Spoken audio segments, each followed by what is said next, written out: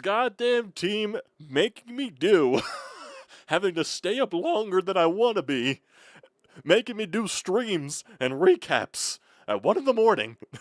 At 1 in the morning. But I gotta say, I don't mind it. I don't mind it.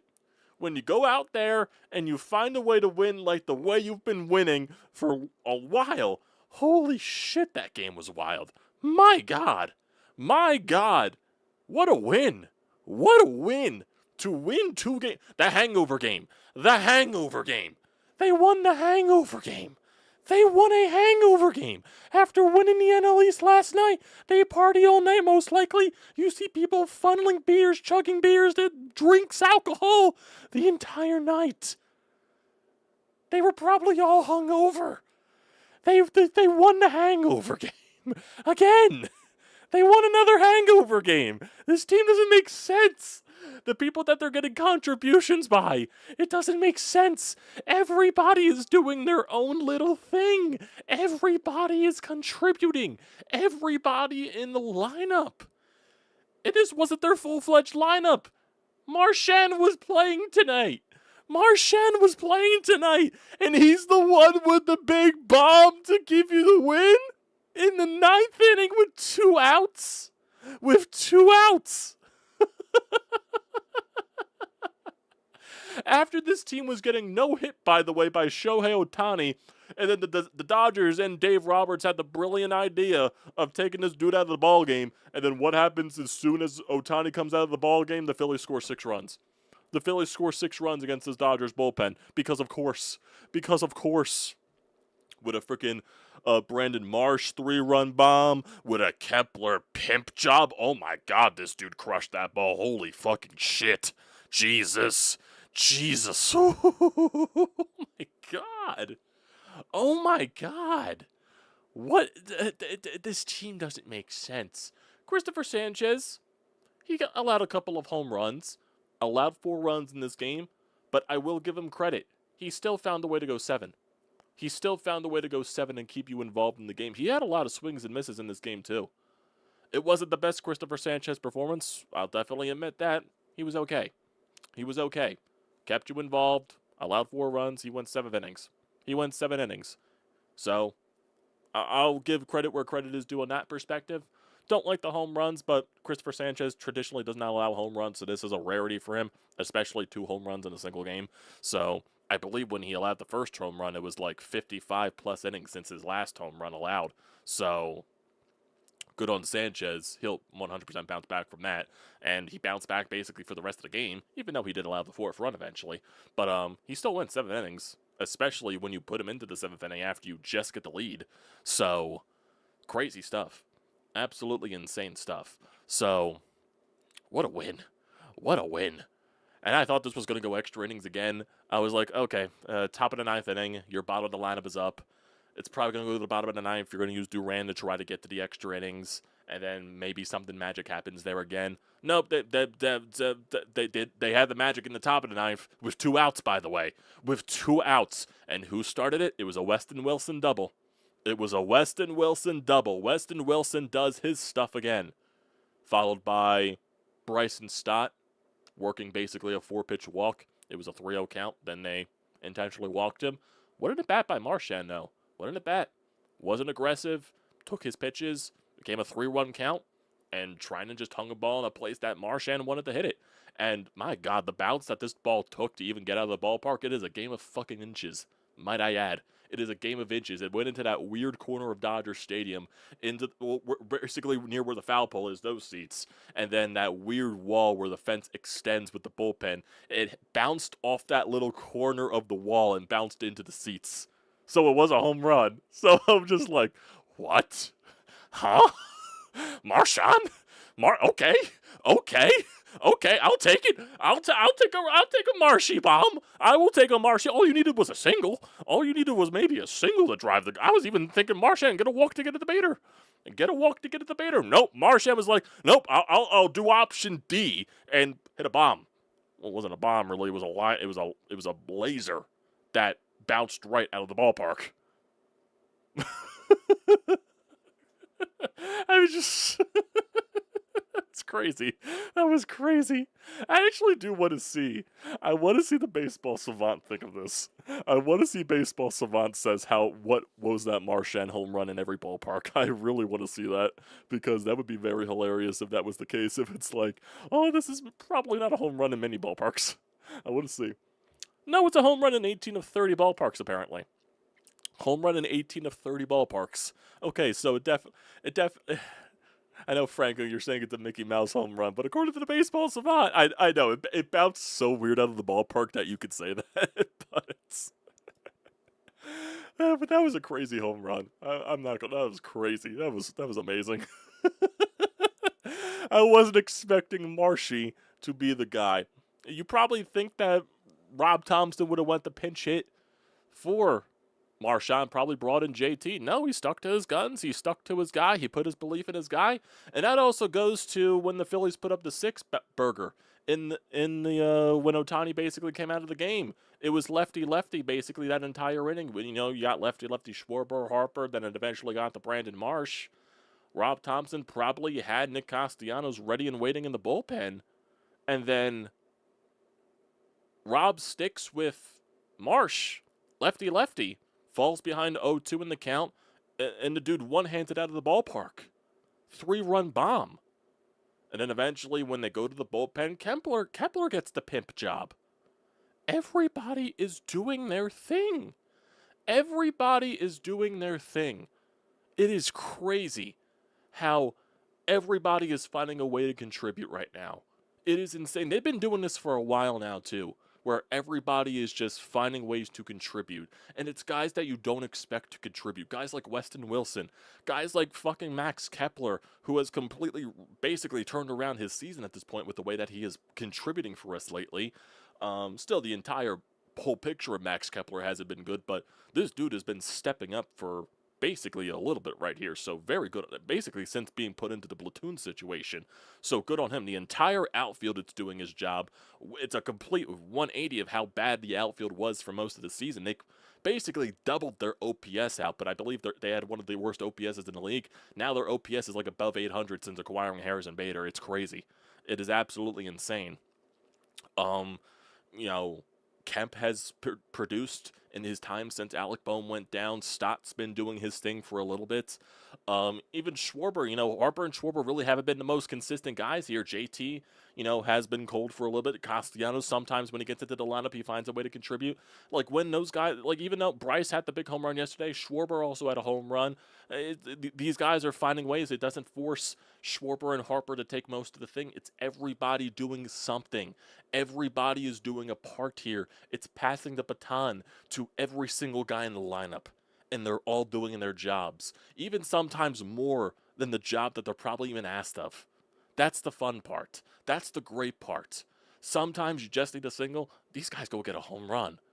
You didn't expect Marshy to have a 3-run bomb lefty-lefty. You didn't expect Rafael Marchan to hit a 3-run go-ahead home run in the top of the 9th inning to get you the win. No one was expecting that. That is insane. That is absolutely insane. Harper even came up with a hit in this game as well. That's, extending that long inning where you scored the 6 runs. It is all great stuff.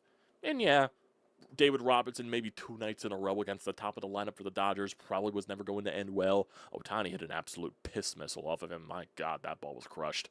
Then you went to Tanner Banks. He allowed the one inherited runner to score to tie the ball game up, but he did keep it limited to keep the game tied.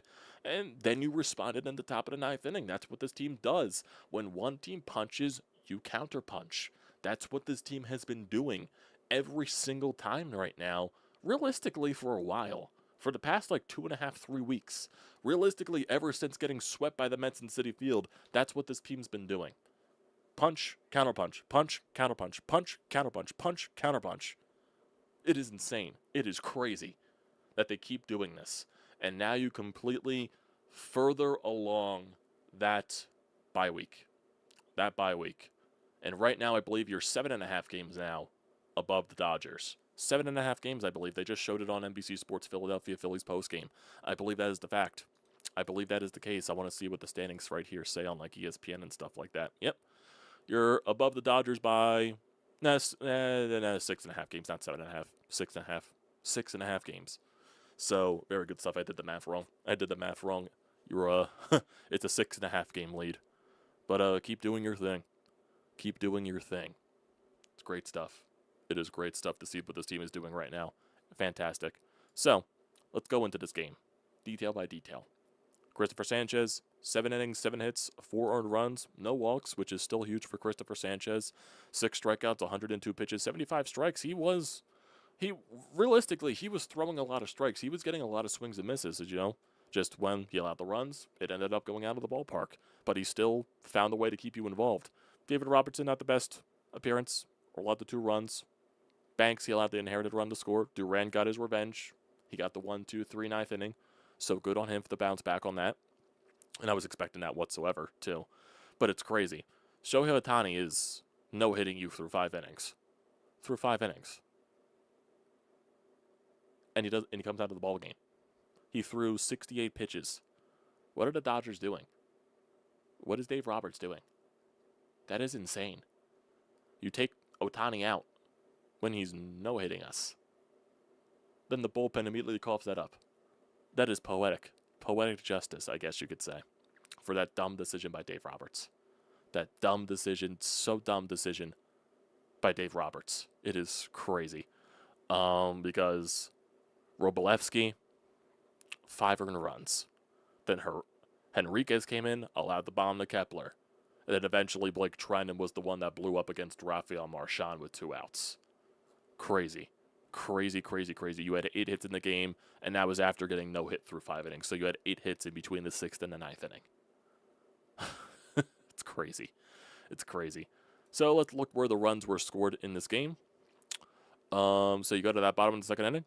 Call, hit the solo shot. 1-0 Dodgers lead. Pages then singled, and then Kike Hernandez hit the 2-run shot to make it 3-0. Dodgers got another run off of a Kike Hernandez sac fly in the bottom of the 4th inning. That would be the last runs that Christopher Sanchez does allow. And then eventually, you get to the 6th inning where the Dodgers start with their bullpen. Marchan starts it off with a single with 1 out.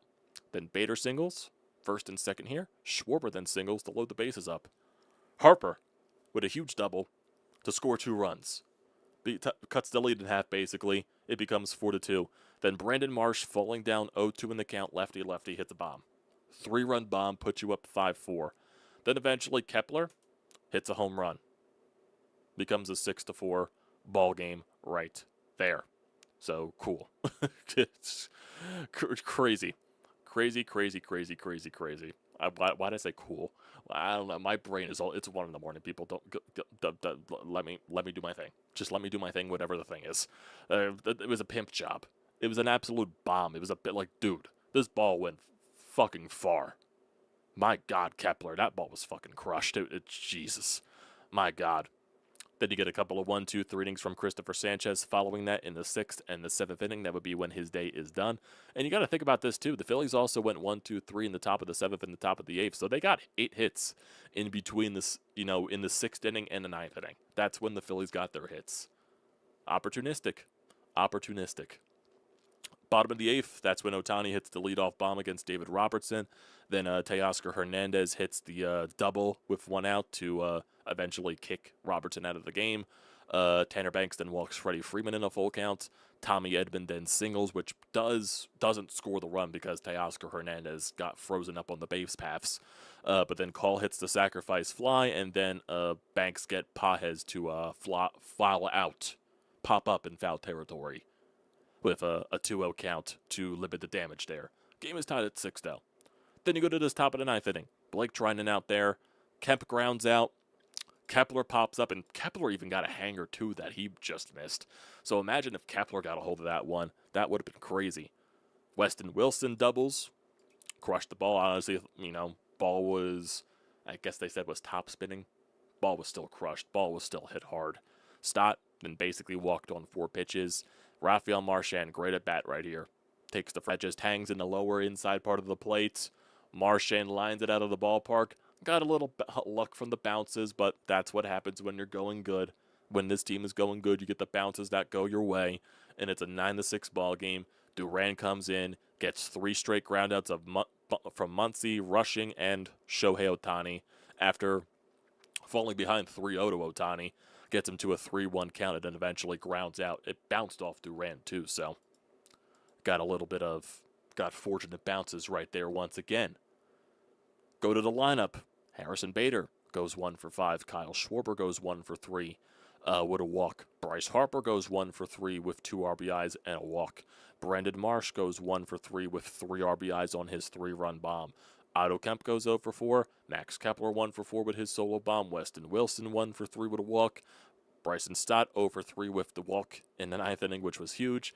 And then Rafael Marchan, great day at the plate, 2 for 4 with a 3-run bomb. 2 for 4 with that 3-run bomb on the 9th. Crazy stuff, boys. You really cannot script it any better than what's going on for the Phillies right now. It's crazy. It is crazy. If you want to look at the standings just to see where everything is lining up right now, the Mets, they did beat the Padres today in the first game of that series. I believe they won 8-3. The Mets scored like 5 runs in the bottom of the first inning, so looks like their offense is waking up a little bit again, even though this is also a very huge series for the San Diego Padres in terms of trying to catch up to the Dodgers. But it looks like right now, if you're just looking at the wild card standings, Cincinnati and San Francisco are starting to fall back now because San Francisco has basically started to struggle, and the Diamondbacks, they're the team that's now on the outside looking in because now they're a game and a half out from the Mets.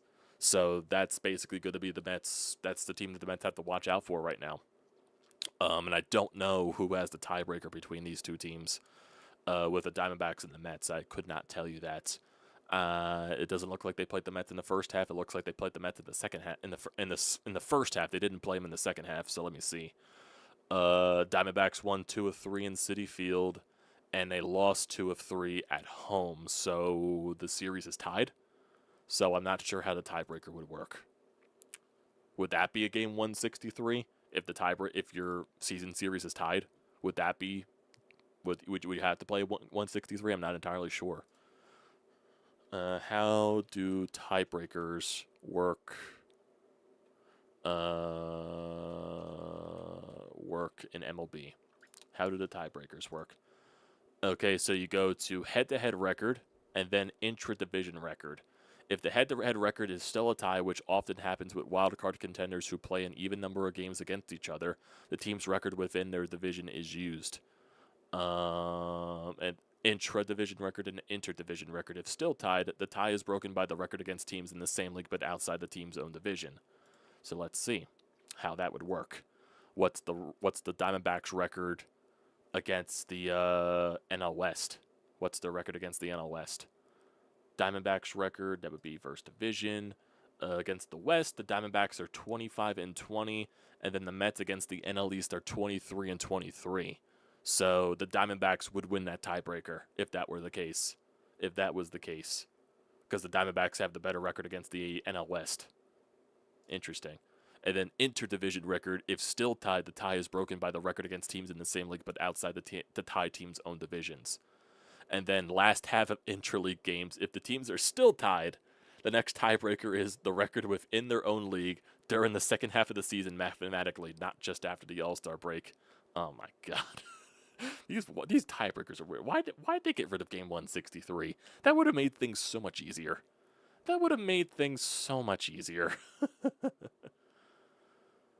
Okay, so Rob Thompson confirmed that JT Realmuto was not available to pinch hit for Rafael Marchan because JT was sick. Party too hard last night. Probably threw up in the toilet. Probably a little too much alcohol, if I do say so myself. That's funny. That is funny. Probably a little too much alcohol. Probably a little too much from JT. Probably partied a little too hard. Probably had a little too bad of a hangover, I would say. So that's your update on the wild card standings. So we'll see where that transpires.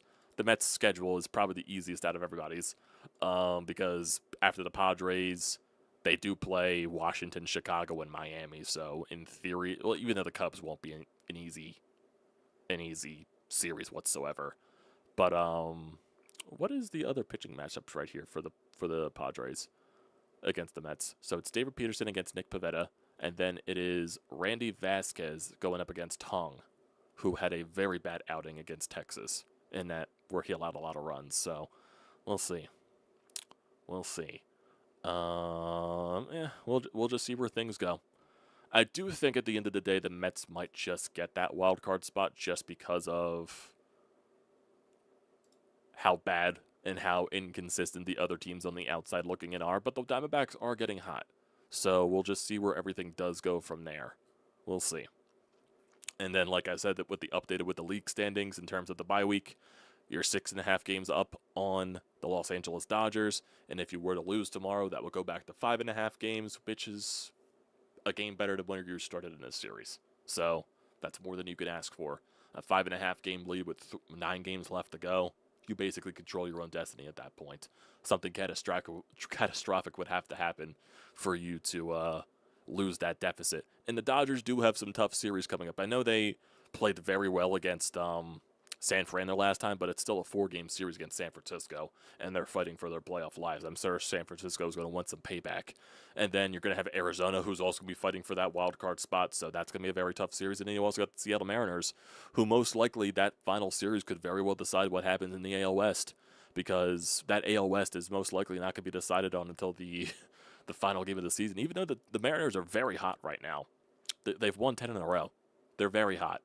So, even though they've won 10 in a row, they're only a half game above Houston, which is crazy to even say that. That is crazy. So, we'll see where things go. We'll see where things go. So, good on the Phillies. Good on the Phillies right now for controlling their own destiny.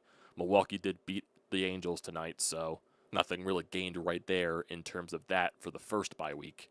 So, really can't predict anything right there. What's Milwaukee's remaining schedule? They got the Angels, St. Louis, San Diego, and Cincinnati. So, it is what it is. It is what it is. If you get the first bye week, you get the first bye week. If you get the second bye week, you get the second bye week. Can't really control anything there. Can't control what Milwaukee does. You can really only control your own destiny. And right now, Phillies are controlling their own destiny very, very, very well. What else is there? What else is there? No, I don't see anything else.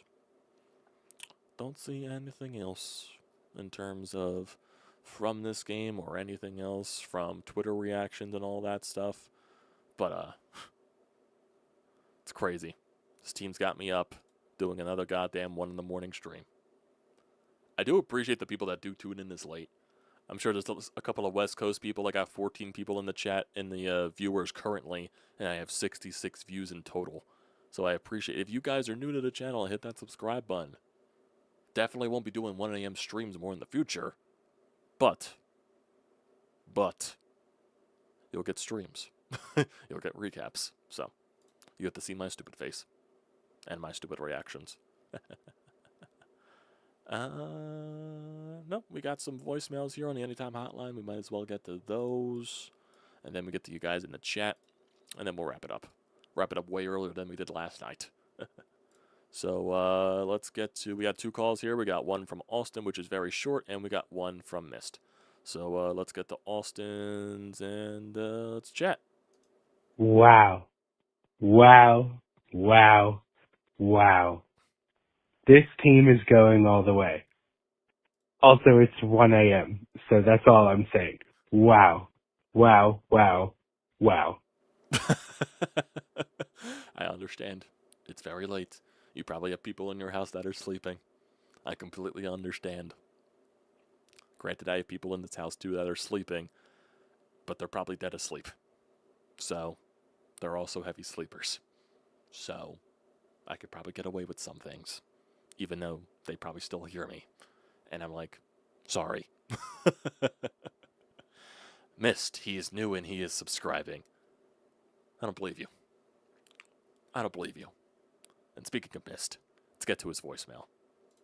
Amadeo, my boy. You thought they were going to lose this game, didn't you? Because I did. And it was reasonable.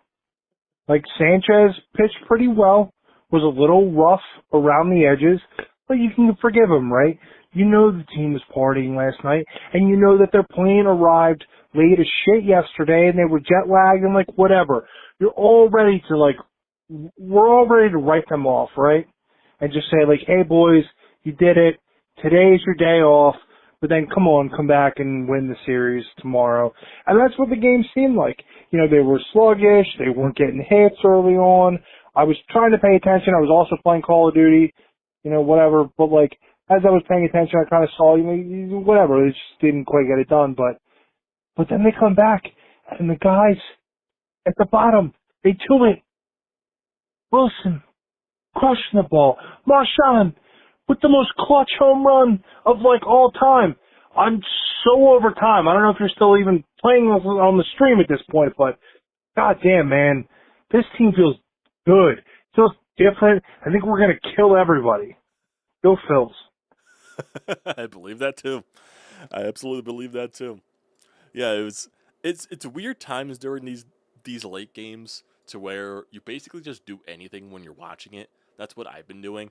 Well, specifically tonight because, granted, I was still riding the high of last night winning well, now it's 2 nights ago, but winning the high of winning the NL East. I was like, okay, whatever happens in this game happens in this game. They're hungover and all that crap, so, well, we'll see what happens. And I was playing Metal Gear Solid 3 Remake. So I was doing that. And then after granted, I've been playing the remake for the past couple of days, but today I was really playing it more to finish it. And then I also re-downloaded MGS5 to play that. I started with Ground Zeroes, obviously, because that's the quote-unquote prequel of it, blah, blah, blah. So I was playing that during the rest of the game as well. So it's what you do to occupy the time. I have the game on in the background. Whatever happens, happens. And I'm like, whoa. I was like, sometimes I have to pause the game so I don't get spotted, and then watch what happens during the action. And that's what happens. I pause it. Marshy hits a home run. Pause it. Kepler pimps it. Granted, I wasn't playing the game when the 9th inning was. I was more paying attention to it because that's when the game was tied. But you understand what I mean. Got to occupy the time as the night's going along. Probably do the same thing tomorrow. So, honest to God. So, hey, gotta do what you gotta do. Got the new PC for a reason. Gotta play some games, even though I'm replaying the games now. Got the MGS-age. Play us, I dare you, everyone. Oh, man. Oh, man.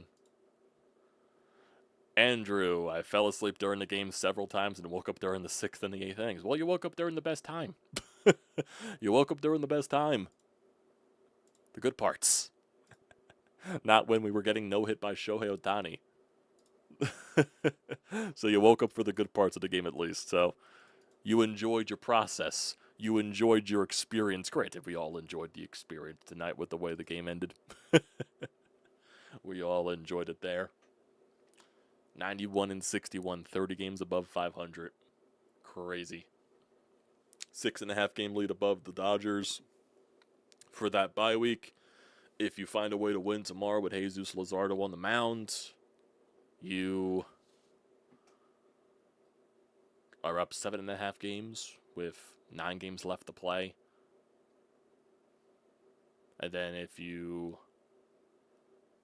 lose tomorrow, it goes back to 5.5 with 9 games to play, which is still a very good position to be in.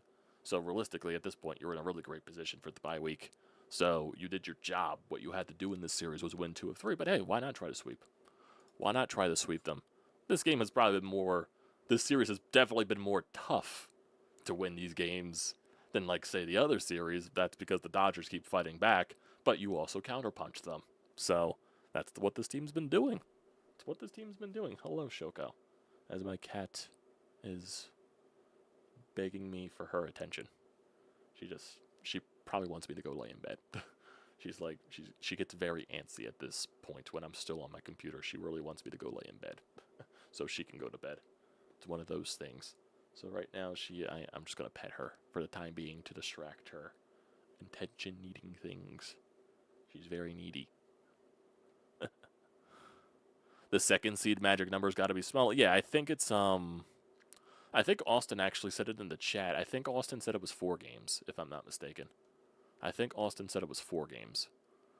Let me see. Yeah, magic number, but yeah, right here in the beginning of the chat, magic number is 4 for the bye week. So if you were to win tomorrow, that would drop it to 2 games.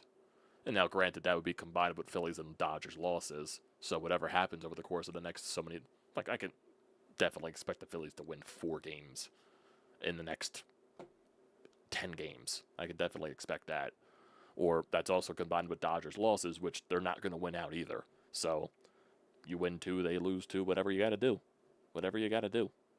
So if you win tomorrow, you only have to win 2 games. Or realistically, only win 1 and the Dodgers have to win 1 or lose 1. Will you not bite me? Jesus. Sometimes when you pet a cat for too long, they have to bite you. Don't give me that look. Don't give me that look. Goofball. Don't whack me. Don't whack me. Jerk. Jerk. Oh, it was from Tom McCarthy. Okay. Dodgers will lose 4 of the next 10. Yeah, they got a tough stretch, so yeah, for pretty much, I'll say, you're good on the bye week. You're pretty much good on the bye week. So you did what you had to do. And maybe that makes it better for me. I go on vacation next week, so realistically, none of the games matter. I guess you could say that at the end of the day. Once you clinch that bye week, none of the games matter. Oh yeah, the first seed can be done too. It's just all according to what the Brewers do. That's really it. And it might be. You never know. You never know. The Brewers might lose some games. You might continue to win. That's just the crazy thing about baseball. You just never know. It's the unknown. And the Phillies are very hot right now. Very hot at the right time. So we'll see. This was the final litmus test of this stretch. Oh, yeah. Because, well, next you play Arizona, who's definitely going to give you a tough series just because they're still fighting for that wild card spot. So we'll see what happens there. But still, realistically, whatever happens in Arizona, it's not going to really matter in the course of your season. So it's not a huge series for you. It's a huge series for Arizona, if that makes sense. Then you got Miami and Minnesota. So those are 2, series where you can rest guys if you needed to, if you really desperately needed to. So it's good stuff. We are beyond a preponderance of the evidence. Oh, man. What a crazy team here, boys. What a team this. What a great team this has become. Arizona Scruffers aren't doing crap. So let's go to tomorrow's game. Let's go to tomorrow's game. See who will be facing Jesus Luzardo, and that will be Blake Snell. Blake Snell is 4-4 with a 2.79 ERA. Is he coming off of an injury? No, he pitched on the 10th. So, okay. So, no, he's not just coming off of injury. Let's see. Okay, technically he is. He came back on August 2nd, but he went on the injured list after April. Okay. Okay, so that makes sense. So in his last few appearances, he allowed 5 earned runs in the series against Pittsburgh, in that series where the Dodgers got swept. 6 innings, no earned runs against Colorado. He's got a sub-3 ERA. He's been solid. He's Blake Snell. You know what to expect. He's going to walk people. He's going to strike guys out. That's what he does. He's going to have a good start. He could definitely blow up at the same time. So, and Jesus Luzardo, who is on the mound for the Phillies, we know what to expect from him, even though from him it is a toss of the coin of what you're going to get from him. He could be basically that game that he threw against the Mets in the series finale for the sweep. That was picturesque what the season is for Jesus Luzardo. He can look very bad, but then he can look very dominant. Had the bad first inning, and then he no-hit the perfect game the Mets for the next 7 innings to help you get the win. So, that is the basic. And Jesus Luzardo, I believe, faced the Dodgers earlier in the year, and he was very good. Yeah, that was his second start of the season, April 4th. 7 innings, 2 hits, no earned runs, and 2 walks, 8 strikeouts. Yeah, that was his second game of the season. So, we'll see where this takes us. We'll see where this takes us. Even though the it says on ESPN's matchup thing it's favored into the Dodgers. And the money line for the game odds, this is by ESPN bet though. Dodgers are favored on the money line by -150. The Phillies are a +125 going into tomorrow's game. And then you have the day off on Thursday, which is something that this team does need, a day off, just to chill. And then you go into that series against Arizona where Walker Buehler will pitch on Friday. So you got Walker Buehler, Taijuan Walker, and Aaron Nola. Not the best pitching matchups for you in that series, no doubt. Then for the Diamondbacks, they got Ryan Nelson, who is 7-3 with a 3.34 ERA. Did the Phillies face him earlier in the year? I'm not entirely sure. No, they have not. But he's 7-3 with a 3.34 ERA, so he's been doing something good for Arizona. Then you also have Nabal Christmas, 3-0 with a 2.70 ERA. For some reason, he has a Phillies jersey on in his picture. I don't know what that means. How long has he been pitching for Arizona? He's been pitching since August 17th. He's been pretty solid for them, I guess you could say. Have a 2.70 ERA, you got to be doing something good. Let me see something on him. What, did they like pick him up on waivers or something like that? Or why does he have a Phillies jersey? I need to see this now. Was he in the Phillies? I'm assuming he was in the Phillies system at some point. I guess that's the case. Let's see. He had to have been in the Phillies system at some point. He's career 12-6 with a 3.57 ERA. He was on Los Angeles last year. Well, let me see the minors. Where was he in the minor league baseball this year? 2025. Yep, he was on Lehigh. He was in Lehigh. Was he waived or something like that? I guess he was waived, and maybe the Diamondbacks picked him up. Maybe that's the case. Maybe that is the case. Let's see. Yeah, I guess they picked him up on waivers, or unless the Phillies traded him. I don't remember. I'd never heard of this guy, so I don't know why I'm looking too much into this. Don't know why I'm looking too much into this, people. I apologize for that. So that's Saturday's matchup. That is Saturday's matchup, and then it's Aaron Nola on Sunday against Zach Gallen, who has not been good for Arizona. He's 12-14 with a 4.73 ERA. So that tells you where it's at. And I just think his career against the Phillies also has not been good. Even though I don't think he faced the Phillies this year. No, he does not. No, he did not. Did not face the Phillies this year. And then you got another day off before going into the final two series of the year. Last three series coming up here. Series playoffs are going to be here at any point, people. They're going to be here at any point. So yeah, good win by the Phils. Great win by the Phils. More than good. Great. Fantastic, even, some would say. Now, we'll see what happens tomorrow. If you go and sweep, or it just ends up being 2 or 3. We'll see. You'll be 7.5 up on the Dodgers if you win. You'll go back to 5.5 up on the Dodgers if you lose. Still, that is a great position to be in.